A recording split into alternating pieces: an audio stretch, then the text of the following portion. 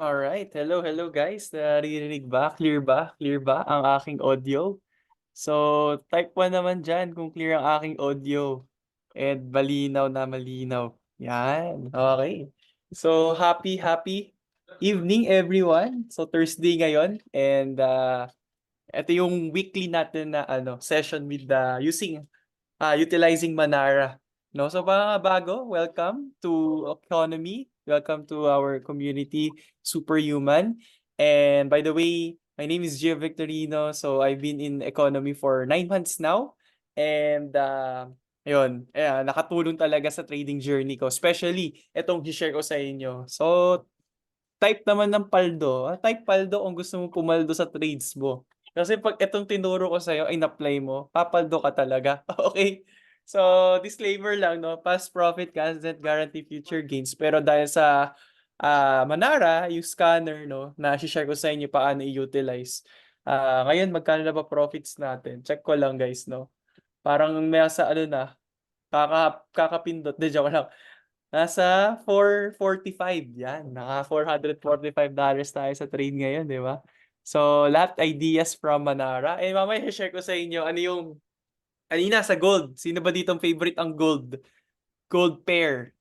No? So, meron akong trade kanina na galing Manara. Eh, talagang tumipi 2. No, kanina may nag-chat sa community chat natin na nakasabay din and nakahit ng TP2, naka $25 siya with lot low lot size, no, yung malit na lot size.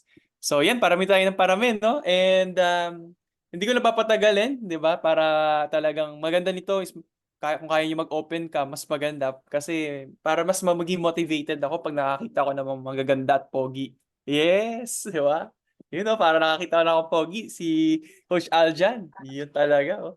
Good evening sa iyo, brother. And maganda nito, magdala din kayo ng notebook. For sure, pag una mo to pinangkingan, parang sasabog ang utak mo. Okay? Kasi noon na din ako tumingin ng charts, no? Pero gagawin kong simple. Okay? Okay ba yon? Gagawin ko beginner-friendly ang explanation ko about Manara. No? So, ano ba si Manara? Okay, so share ko lang ang aking screen and so ito papanood ko lang sa inyo kasi nakita ko lang to guys sa sa Reels. So pwede niyo to i-post to. Ito, pakita ko lang yung video, no. Sayang naman dinownload ko hindi ko papanood sa inyo.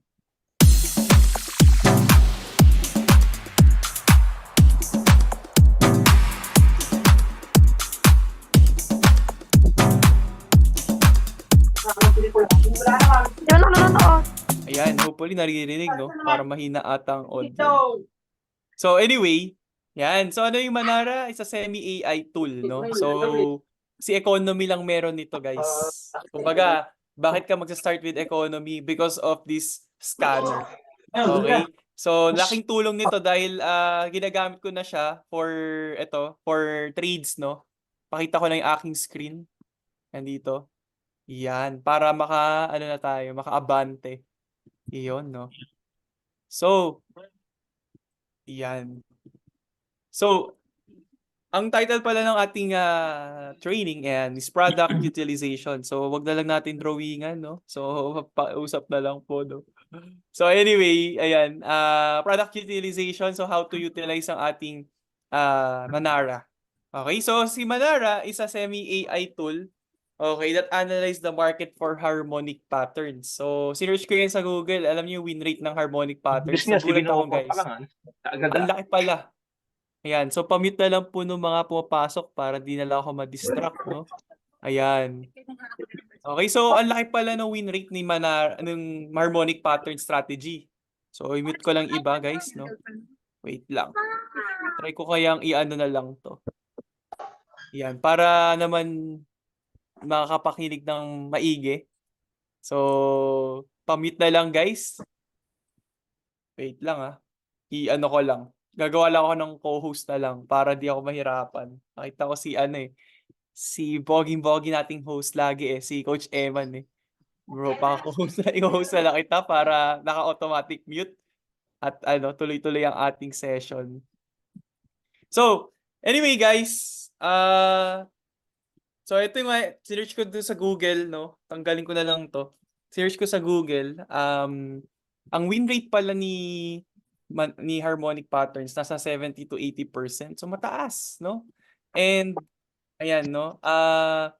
Paano nyo ma-access yung Manara? So very simple lang. So kailangan nyo lang pumunta sa back office. So especially if enrolled ka na, kailangan mong i-access yan sa website mo. Okay? So dyan mo pupunta ka sa Forex sa gilid and then click Manara and then i-click mo lang yung access now. Okay, so una pag bago ka, tatanong sa iyo ano yung code. So lagay mo lang random code lang, 4-digit code para ma-access mo siya. Okay?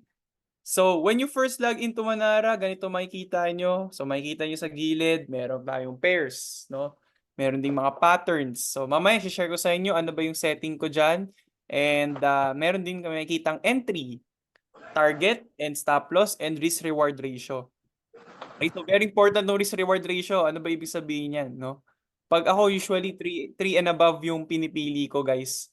So ibig sabihin yan, for example, pwede kang 3:1. So for example, 3 and above. Pwede kang mag-profit ng $3 pero ang tinitrade mo na pwede matalo is $1.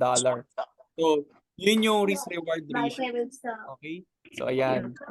Commute na lang po, no? Ayun. Thank you very much. So, para di po blur, no? Pwede nyo rin pala tong i-ano guys, no? Para hindi kayo all the time nakatutok sa Manara. You can also set sa Telegram yung notification. So, okay? So, punta lang kayo sa gilid and then type nyo lang yung alert, no? So, tatanong sa iyo alert. Ayan. /alert. So, tatanong sa iyo ano yung email mo and then yung token. So, automatically, pag na-set up mo na yan, magno-notify na yan sa Telegram mo. Okay? So, parang ganito itsura niyan, guys. Pakita ko lang. So, basically, ito. Pakita ko lang. Saan na ba yun? Ito. So, ganito itsura niyan, guys. No? May makikita kayong mga... For example, yan, di ba? So, may bago for unread message pala yan. So, yan yung kanina. Euro, US dollar, may bibigay siya ng mga entry. So, automatic, kapag na-connect mo na yan, ano yan, minuto at ino-notify ka niyan. So, connected yan dito. Yan, notification. So, ito yun, yung button na to, Telegram bot. Click mo lang yan and it will automatically redirect sa Telegram mo. Alright? So, yan, ito yung tsura, interface ng Manara. No, so ano ba tinitingnan natin dito? So sa akin, pwede mo diyan ito ilista ano yung mga favorite pairs mo. So kung trader ka na at medyo nakakaintindi ka na, ayan, pwede mo ilagay yung mga favorite pairs mo. Ang maganda pa nito, hindi lang forex yung pwede mo i-trade but also crypto din. So kita nyo BTC USD, nare-recognize niya din. But for me, ito lang yung gold usually yung trade ko. So yan, magbibigay siya ng mga pairs na ano niya, na trade ideas based on harmonic pattern. Okay, and ito yung mga patterns naman na ilalagay mo. Okay, ito kasi matataas yung win rate. So bat, crab, gartley, and butterfly. So yan yung mga halos 80% yung win rate, no? And tapos sa time frame naman, usually scalper kasi ako eh. Sino ba dito yung mainipin, 'di ba? Yung gusto agad pag nag-color blue, yan, close agad. Okay. So, yan, kung mainipin ka, ikaw ang scalper. Okay? So, 5 to 10 minutes, 5 minutes and 15 minutes yung pipinutin mo. Pag ikaw naman, isang day trader, usually nakatingin yan sa higher time frame for 1 hour or 30 minutes. So, pag swing naman, yan, 4 hour and daily. Okay? So, ngayon, so balik tayo dito, no? So, gartley and butterfly. So, ito naman yung risk-reward ratio. So, pag mga bago ka, no, hindi mo pa alam yung tinatawag na pips. So, ito yun, calculating pips. Again, pag bago ka, trade small. Yan yung pinaka-tip ko sa'yo. And use small lot size. $100 puhunan mo, usually ang lot size lang dyan is 0.01 lot size. Or katumbas yan is 10 cents per pip. So pag 0.1, lagi mo na itong tandaan, no? Katumbas niyan $1 per pip and 1 lot size $10 per pip. Kaya kung $100 ka tapos 0.1 ka, 10 pips lang yan. Sunog na yung account mo, no? 100 pips lang na drawdown yan, sunog na account mo, no?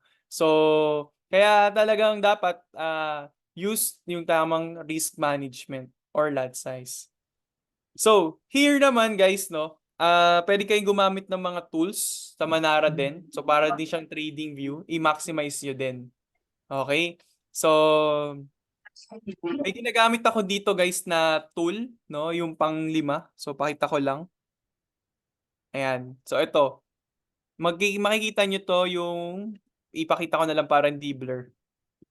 So, guys, nakikita nyo to sa trading view nyo, no? Para, sorry, sa Manara. For example, ito. Ganda nito guys no? Kasi imagine mo, sniper na sniper, no? Halos sa... ayun, makikita nyo may sample na ditong trade. May entry, stop loss, target 1, tsaka target 2. So, bahala ka kung anong gusto mo dyan. Pero maganda dito, meron kang tools. So, parang, ano din, itong ginagamit ko. Pangsukat ng pips. So, again, yung pips, yan yung movement ng price, no? So, para ma-project mo ilang pips or pag-compute ng pips, you can use itong tool na to. 1, 2, 3, 4, 5, 6, 7. Ito, projection. Okay, so pag long position, ito maganda, isulat mo sa notebook mo. We are in the buy opportunity, long position. And then pag short position naman, we use it kapag magse-sell ka. So hindi scenario, since umakyat tayo, we are using itong long position. So i-click mo lang dun sa entry, tapos idadrag mo lang siya. Okay, mula sa entry hanggang dun sa TP2, malalaman mo na kung ilang pips siya. Okay? So dito, ang risk reward ratio din makikita mo, 3.47, no? Kaya bakit halos 3.47, kaya makita nyo risk reward yan. 3.5. So pasok sa ano ko, criteria ko kung mag-trade ako. So basically, ayan makikita mo yung risk reward ratio tapos yung pips. So dito, I think ayan. So parang I think i-ruler natin, no? So, pwede nyo rin gamitin tong ruler na to para panukat ng ilang pips yung mula sa entry. Okay? So, here, makikita natin nasa, ano ba to, 200 pips ba to? Ayan, 225 pips. Okay, 225.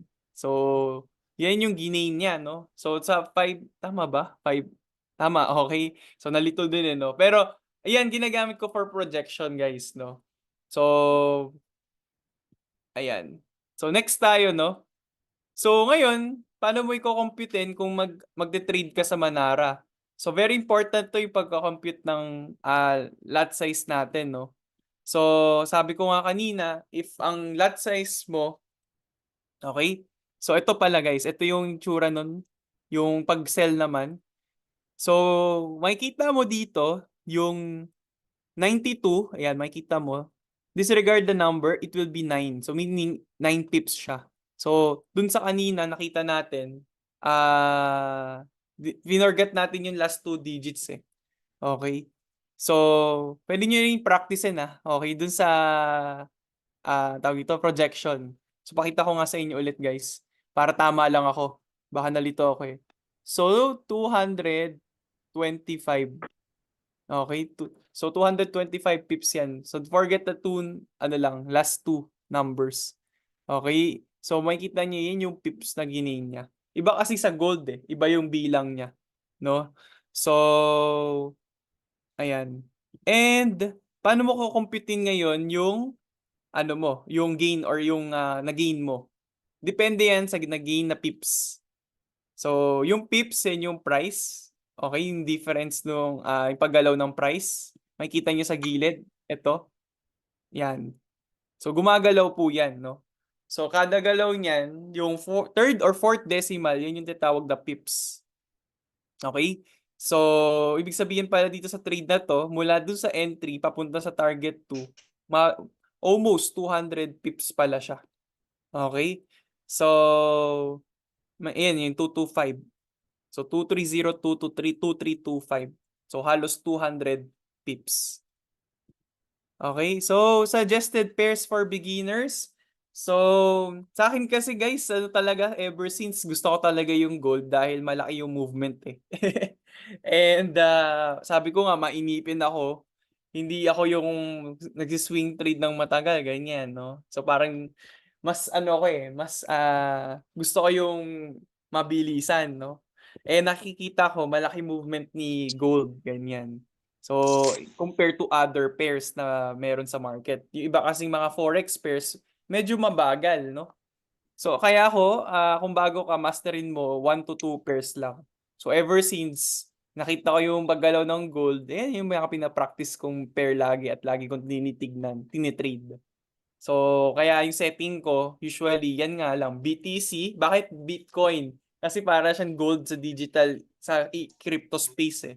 Malaki din, volatile din yung galawan. So, yan. Next tayo, no? So, ito yung sinishare ko nga sa inyo guys na ah pag-compute ng pips, no? So, for example, nakita natin dito, ang pips niya, ang SL niya is 9 pips. Tapos, if you enter a 0.09 lot size, which is katumbas yan, is 9 cents. Okay? In dollar, no? So, magkano yung talo mo? So, sobrang simple lang mag-compute. So, kung may mga alam dito, pwede nyo i-chat sa ating Zoom chat, no? Kung anong sagot dyan. If ang SL daw is 9 pips, tapos, if you enter 0.09 lot size, so bigyan ko na kayong tip. Ang 0.01, sabi nga, di ba, is 10 cents per pip, no? 10 cents per pip. So, ang 0.09, magkano siya? 90 cents, no? So, kung ganyan yung katumbas ng 0.09 lot size, magkano talo niyan? So, very simple lang. Okay nga, meron bang nakakaalam ng sagot? Ayan. Sino ba nakakaalam ng sagot? 8.1. Tama, ano? So, 8.1. So, dahil dyan, may surprise tayo. Mamaya bro, ibigay mo sa akin ang GCash mo. Meron kang 200 pesos. Ayan, sa pagsagot at pag-participate. Kaya maging attentive kayo guys. Baka mamigay talaga ako ng mga ano nyo, GCash, no? Para masaya tayo at maraming natututo. So, bakit naging 8.1? So, pang Starbucks din yun, di ba? O, ganun lang kasimple. Kasi nga, 9 pips. Okay? Multiply mo ngayon. Ang katumbas is, di ba kanina, 9 cents, no? As 90 cents or 9 cents. O, katumbas na almost $1. So, mumultiply mo lang siya. 9 pips times 0.9. So, that would be 8.1. Okay? So, yan yung naging sagot dyan. So, kita nyo kung meron kayong 0.9 tapos nag-lot size ka ng ganyan tapos $100 lang yung puhunan mo, that is almost magkano? 8% ng account mo, 'di ba? So, kaya suggested, no, mag small lot size ka muna. Especially kung maliit lang yung capital mo. Okay? So, next. Ito yung general rule naman na ginagamit ko when I'm choosing a trade in Manara. Again, guys, hindi lahat ng mga trade ideas na binabato ni Manara scanner is sinusunod ko, no? So, meron akong mga tinatawag na confluence. And one of my confluence, if nasa trend siya. So, general rule, trend is your friend. And lagay mo sa notebook mo. Ulitin ko trend is your friend. Okay, so pwede nyo screenshot, no? How to place trades with Manara. So sabi dito, when Manara calls out a buy in the buy zone, take the trade. When Manara calls out a sell in the sell zone, take the trade. And when Manara calls out a buy in the sell zone, don't take the trade. And when Manara calls out a sell in the buy zone, don't take the trade. So paano ngayon to i-apply? So, kailangan natin malaman yung tinatawag na market structure. So, how to identify yung if bullish siya. So, again, pag sinabing bullish sa term ng Forex, no? Okay, bullish, nanunuwag. So, uptrend. So, ibig sabihin, pataas yung price. Pag sinabi namang bearish, which is parang nangahag, di ba? Parang bear, di ba? Ang atake niya parang pahag. Which is downtrend naman siya. Okay? So, if ang trend is uptrend, what we are looking for, mostly, we are just looking for buying opportunities. Kasi sasabayan mo lang. Mahirap kontrahin yung trend. And then, pag bearish naman, what we are looking for is what? Selling opportunities naman. So to learn more about trend lines, dito mo na ma-appreciate yung ECA. Okay? So guys, no, binayaran nyo tong economy, hindi lang ano lang, i-maximize natin. Huwag nyo lang i-take for granted. Kasi nag-enroll ka, sayang naman eh. And alam nyo doon sa ECA, marami akong natutunan dyan, as in, no? So pakita ko sa inyo makikita yung more discussion or topic uh, about trend lines, no, or market structure. So all you gonna do, punta lang kayo sa ECA and then hanapin nyo lang yung, eto, pakita ko sa inyo guys para i-ano ko, illustrate ko. Okay? So, login ko lang. So, ito yung tsura nung sa ECA. Ayan. Okay, so nawala. Ayan, no? Grabe, no? 100. Marami pala talagang gustong pumaldo sa trade, no? Nako, guys. Kaya, ang tip ko sa'yo, sharpen your saw, no? Learning comes first before earning. Hindi pa pwede na pagka-enroll mo, gusto mo agad kumita, wala ka pang idea, hindi mo nga alam yung pips, hindi mo nga alam yung lot size, eh. So, ba't ayaw gumanan nito? Okay? Pinapatesting talaga tayo. Mukhang, guys, no? Mukhang nasa ano ako subscription eh. Mukhang problema ko subscription eh. Hindi pa ako nakapag-process ng auto ship, no? This week pa lang eh. Bakit ayaw? Ayun nga. So, hindi pa nga ako nakapag-process. Sayang. So, this week pa kasi. Bukas pa ipaprocess eh. Pero, alam nyo guys, dun sa ECA, meron dun yung sa may Forex part, meron dun dalawa, beginner and advanced. And I believe dun sa advanced part, dun nakalagay yung number 7 yun eh. Tanda ko yun eh. Market structure. So, assignment ko sa'yo, if medyo naguguluhan ka pa, hindi ko masyadong i-elaborate yung uptrend, downtrend, no? Doon mo mapapanood yung more elaborate explanation about it, no? Pero, sisimplihan lang natin. So, paano makaka-identify ka kung uptrend or downtrend ang market? Very simple lang, guys. So, ang kailangan mo lang, kung nasa things to look for, ang kailangan mo pag uptrend, you must find 2 or more higher lows. Ano ibig sabihin ng higher lows? Ito na yon, guys. So, if you gonna go to a chart, no?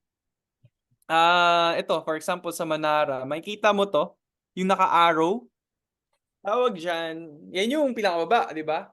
So, nag-form siya ng lower high. Kasi, yan, tignan nyo. Ito yung, ito yung baseline natin, ito. Yung unang circle, umakyat. Nag-form siya ng higher, higher high, di ba? So, sorry. So, lower, sorry. Yun nga, tama. Nag-form siya ng pataas, no? Tapos bumaba ulit, nag-form siya ng lower high. Umakyat ulit, nag-form ulit ng lower high. Sorry, higher low na naguluhan din, no? Higher low. Bakit higher low? Kasi yung previous niya na higher na low is mas mataas na. Ulitin ko, mula dito, nag-form siya ng higher low, umakyat, tapos nag-form ulit ng higher low. Tapos anong nangyari? Umakyat ulit, tapos nag-form ulit ng higher low. So, kung titignan nyo, pataas talaga siya. Okay? Tapos ito pa, umakyat, nag-form ulit ng higher low. Umakyat, nag-form ulit dito. Hindi, dito naman medyo balance lang. Pero dito, umakyat, nag-form ulit. Umakyat, nag-form ulit ng higher low. Umakyat. So dito, na-expect na babagsak ulit siya, tapos tataas ulit. Kaya siya nagpapabuy. So, yan yung titignan mo if nakatrend siya. So, ang tanong, ano bang time frame? Usually, mas maganda if mga nasa 1 hour or 4 hour time frame. Mas makikita mo saan ba papunta yung market, saan yung direction ng market. Okay? So, in a downtrend naman, ganito naman tinitignan mo, baliktad naman. So, nagpo-form ka naman ng 2 or more lower highs. So, when we say lower highs, ito na yon. Mula dito, okay, nag-form ng lower high. Bumaba, lower high. Okay? Bumaba, tapos dito medyo umangat, pero nasa ano pa rin, respecting pa rin yung trend line. Bumaba, nag-form ulit ng lower high. So, dito sa scenario na to, we're looking for sell opportunity. So again, tandaan nyo lang, trend is your friend. So pag scalping, pag nag-check ka ng trend sa higher time frame po ba titingin? So usually, ako mas sa 1 hour para alam ko lang yung direction. Okay, so saan ako mas titingin? Ano yung bias ko for that scenario, no? And if you cannot find the trend, do not place a trade. Again, huwag kayong hayok. Okay? Pag hindi mo makita, hindi mo understand. Ano ba, saan ba punta yung ano, yung market? So, this is a friendly reminder. Okay? Huwag kayong mag-trade kapag consolidating or hindi mo alam kung saan yung structure. So, remember, the trend is your friend. So, ngayon, pag ano naman yung application nito, kapag gagamit ka na ng MT5, where itong app na to, pag bago ka, kailangan mo muna gawa ka ng demo account, kailangan mo i-connect siya sa MT5. So, separate video naman yun. So, ask someone or do sa nag-invite sa'yo paano gawa ng broker and how to create demo account. Magandang practice ka muna. So, dito ngayon, ma-appreciate mo si Manara. Kasi imbes na ikaw mag-analyze saan ka mag-entry, makikita mo na dito, o ito, meron na siyang bibigay ng entry, dito ka papasok. Kokopyahin mo lang yan. O, di ba? Diyan naman tayo magaling. Right? Kaya ka pumasa sa math mo di ba?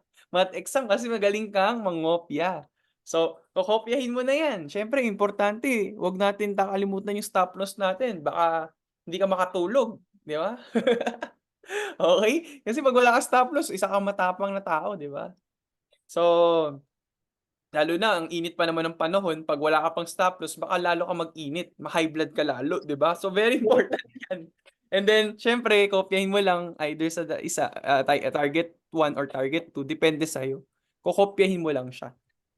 O, gets ba guys? Are you with me? Okay, pa-following ba?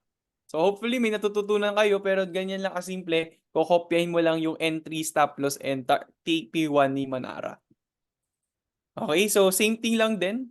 So ito pala, okay, pakita ko na sa iyo yung ano, yung application ko kanina. So ito, meron akong idadagdag na confluence. Number 1 nating confluence. Ano yung confluence na number 1? Market structure. Ano yung pangalawa? Ito na, pag nalaman mo na to, dito ka napapaldo lalo. Okay? So we're just gonna go here, no? Pwede mo i-type nyo to sa RSI nyo. Ito yung tinatawag, sa Manara nyo. Pwede nyo to puntahan. Pinutin mo tong indicators, tapos i-search mo RSI. Yan, Relative Strength Index. So ano ba ginagawa ito ng Relative Strength Index? Okay, dito mag-i-indicate sa'yo, sasabihin sa'yo dito kung overbought na siya or oversold na. So may dalawang number na very important dyan sa RSI. Yung 70 tsaka 30. Makikita nyo dito sa sinishare kong screen. Ayan, 70 and 30. Okay? So, ngayon, pag yung line na to, nakita nyo tong line, yung, eto, kita nyo to, yung line, ay, binibilugan ko, no? So, ayan, pag nag-top yan dito, guys, no? Pag nag-top yan sa line na to, sa 30, lumagpas pa, or mas maganda pag lumagpas pa yan ng 30, so, indicating yan na oversold na siya. So marami na nag-sell. So ang gagawin ng market, hindi yan dire-diretso. Kailangan yan kontrahin. So diyan na mismo nagkakaroon ng reversal. Kasi marami na nagbenta eh. So ang gagawin ng market para tuloy-tuloy yan mag-operate, kailangan ng liquidity. So ano yung liquidity? Okay? So marami dito kasi nakita nila, ay bumaba, sobrang bumaba. So, syempre, pag mga bago, ang gagawin dyan, sasabay yan kung ano na nakikita nila. Tatawag dyan, hulalysis, no? So, marami dito nag-sell, sell, sell, sell. So, ngayon, sa dami na nag-sell yan, ang gagawin ng market niyan, kakainin niya yung stop loss ng mga yan, yung mga nag-hold, yung mga nag-sell, para magtuloy-tuloy pa rin siya mag-operate. So, parang ang liquidity, kumbaga sa sasakyan, yan yung gasolina para tumakbo. Okay? So, yun yung indication ngayon kapag lumagpas ng 30, we're looking for what we call buying opportunity. Okay? So, dito ako magbabuy. So, pag lumagpas naman ng 70 or nag-touch ng 70, dyan naman yung strong indication na we are looking for selling opportunities. Dyan na bumababa yung price. So, in this scenario, kanina, ito yung tinrade ko noong umaga and I was able to make parang $600 dito. Medyo malaki nga lang lot size ko, guys, no? Pero, yun, dahil dito, nakita ko, pwede yung parang confirmation ko na bakit ako magbabay. So, una sa lahat, kung titingnan natin sa higher time frame ang gold, so gagamit lang ako ng guys, ng trading view, okay lang. So, yun, may tumunog. Okay. So, yung gold pala umakyat ta's bumaba. So, ngayon 'pag tinignan natin sa 4 hour 'no. So, basically, bullish talaga ako diyan, sa gold 'no. So, more on buys ako diyan kasi kita niyo naman, 'di ba? Sobrang tumaas ng tumaas. Sa 1 hour tignan natin 'no. Pero sa higher time frame makikita mo, pataas siya ng pataas. Bullish talaga. So, umaakyat 'no, umaakyat na umaakyat. So, for me, sa'kin parang ang tingin ko diyan tataas siya. Lalo na dito, bumaba 'no. So, kung titignan mo talaga mula sa baba, eh, 'no, oh, boom. Talagang galing pang 19 ano, paakyat ng paakyat. So, mahirap kontrahin 'yan kung magse-sell ka baka masunog ka niyan, 'di ba? So, uptrend. So, ang nakita ko si Manara meron siyang buying opportunities dito. So, pasok na agad sa market structure ko. Ay, bibili ako. Ang malupit pa dito, 'pag tumingin ka pa sa trading view, dito sa Manara, 'pag pinalitan mo ng 1 minute 'yan, guys, dito mas maganda. Dito ako nakaka-sniper entry talaga, guys. Dito na ako makaka-sniper entry. Kita niyo 'to? Grabe kanina umaga 'yan, 'di ba? Kaya ako nag-buy diyan, eh. Umabot pa ng 6 or 7. 'Pag ganyan umabot yung RSI ng ganyan, 25 nga lang 'di ba sabi natin, eh, bumagsak pa talaga, nag-pump ng matindi, pump pababa. Yun kita niyo yung wick na yan? So, 'pag umabot ng ganyan, 15 below, naku, strong indicator yan na we are going for a buy diyan. So, kaya bago ako pumasok or kinokopya ko yung entry ni Manara, tinitignan ko muna yung RSI. Diyaan yung trade idea, pero yung pagpasok kung saan specific, sa RSI ako nakabase. Specifically sa 1 minute. O, 'di ba? Bago na naman kaalaman yan. Kaya ako guys, no, dahil sa ganyang strategy ko, yun, magkano tayo ngayon? Naka 400 plus. So, gagamitan nyo ng RSI. So, again, kasama yan doon sa sa Manara. Gamitin nyo lang, punta lang kayo dito guys sa line na to. Indicator, search mo lang ulit, RSI, wala ka nang babaguhin sa setting. So tignan nyo naman, ano ba nangyayari, 'di ba? 'Pag nagta-touch malapit dito sa 70, bumababa siya. Oh, 'di ba? Pero ang tinitingnan ko ngayon ito, euro, US dollar. Kaya lang na-hit yung stop loss. So hindi agad-agad ako pumapasok diyan. Again, ang pinaka-confluence ko rin talaga is yung RSI. Okay, pero meron ako diyan na trade idea na parang babagsak talaga 'to. Okay. So, siguro bandang ano pa, dun sa RSI, yun yung tinitignan ko ngayon, kung kailan siya babagsak. Again, sa 1 minute ako nakatingin dun, sa 1 minute, sa 1 minute, okey? So, puwede niyo yan testingin sa demo account, RSI 70/30. So, try niyo muna sa demo account to see for yourself. Ako kasi sinubukan ko sa demo account, eh. So, yun, gumagana naman for me and nagiging profitable naman ako dun. So, again, are you learning ba guys? Marami ba kayong natututunan sa strategy na yan? Okay? Saan kayo makaka-perfect entry? Saan kayo makakalagay? So, confluence lang yung indicator guys ha. Again, ang pinaka-tip ko pa rin sa inyo is tamang lot size and risk management. Okay? Hindi ibig sabihin na, ay, ganito. No? Grabe, sobrang lagpas na ng ganyan, 30. Di ba? Hindi pa rin siya ibig sabihin na talagang aangat siya 100%, 'no? So, baka bumagsak pa, parang gano'n, 'di ba? Kasi kung ikaw nag-ano ka diyan, nag-over leverage ka diyan kanina, kita mo yung sobra, umabot pa ng 6, 'di ba? Umabot pa ng 6, nakita niyo? Eh, kung nag-over leverage ka diyan, ta's nag-buy ka ng mga bandang dito sa RSI, umabot ng mga sabihan 15, nag-drawdown pa ng mga 20 pips pa ata yun o 10 pips, eh. Eh, kung malaki lot size mo baka kinabahan ka na. Okay, baka namula ka na, right? So, ano yan, risk management pa rin yung key, okay? And yun, if ano ka, meron ka ring budget na, I really suggest ano ka din, kung kaya mo, mag-premium ka sa TradingView. Sobrang laking bagay kasi guys, minsan ina-alarm ko yan, eh. For example, meron akong target, 'pag lumagpas sa ganitong crossing, magno-notify yan. Kasi tinatansya ko din yung RSI ko diyan, eh. 'Pag lumagpas dito may tinitignan ako diyan. So, titignan ko ngayon sa Manara din. Hindi lang ako naka-pending order, nagbibigay ako ng alarm. Kung dun pumasok na dun sa gusto kong puwesto, yung price. So, dun ako babantay. Oh, 'di ba? Ang laking tulong niyang ano, alarm. And ayan, tapos siyempre yung isa pa na puwede mo ding i-utilize, hindi lang Manara, but also yung Eminus Arabic, yung US30. So, paano mo ma-access 'yan? So, punta ka lang sa back office mo and then punta ka ng Forex and then punta kang Eminus US30. Si US30, ito yung pinaka-favorite ko rin dito kay ano, kay Abdallah. So, yun yung pangalan nung trader. Okay, meron siyang tinatawag na cheat sheet, oh, 'di ba? Hindi ako nagmumura, ah. Ayan, ito yung itsura nun 'no. So, every week or mga Sunday rine-release niya 'yan. Tapos sasabihin niya ano yung entry niya, ano yung TP1 niya, TP2, SL niya. So, ang gagawin mo lang diyan is, kokopyahin mo lang din. Okay? Or kaya kung meron kang, trading view, i-alert mo.